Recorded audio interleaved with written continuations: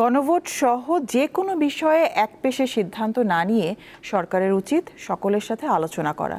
শনিবার ঢাকায় এক আলোচনায় কথা জানান জামায়াতের নায়েবে আমির মুজিবুর রহমান। আর খুলনায় মিয়া গোলাম পরওয়ার বলেন, এবারের নির্বাচন যদি 2014, 18 ও 24 সালের মতো হয় তবে জাতির ভাগ্যে চরম দুর্ভোগ নেমে আসবে। শনিবার সকালে নিজ নির্বাচনী এলাকা খুলনা 5 আসনে মোটরসাইকেল শোভাযাত্রায় অংশ নেন জামায়াতে ইসলামের সেক্রেটারি জেনারেল মিয়া গোলাম পরওয়ার। এটি খুলনার 0 পয়েন্ট থেকে শুরু হয়ে গুটুদিয়া, ডুমুরিয়া, 18 মাইল, ফুলতলা ও দামোদর হয়ে শিরোমণি শহীদ মিনার চত্বরে গিয়ে শেষ হয়। এ সময় জামায়াত নেতারা বলেন, এবারে নির্বাচন স্বচ্ছ না হলে জাতির ভাগ্যে চরম দুর্ভোগ নেমে আসবে।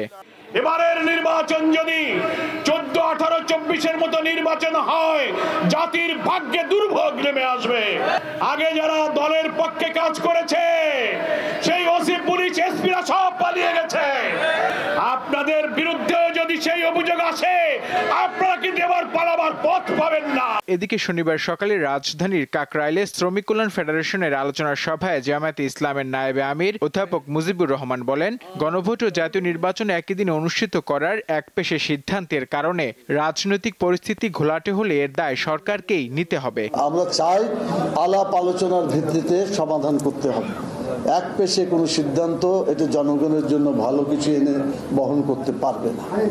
অতএব এই আলাপ আলোচনা, যেটা আল্লাহর কথা, সেই আলাপ আলোচনার মাধ্যমে তার সমস্যার সমাধান করতে হবে এবং এটার জন্য যদি কোনো কিছু অচলাবস্থা সৃষ্টি হয়, এই দায়িত্ব সরকারকেই বহন করতে হবে।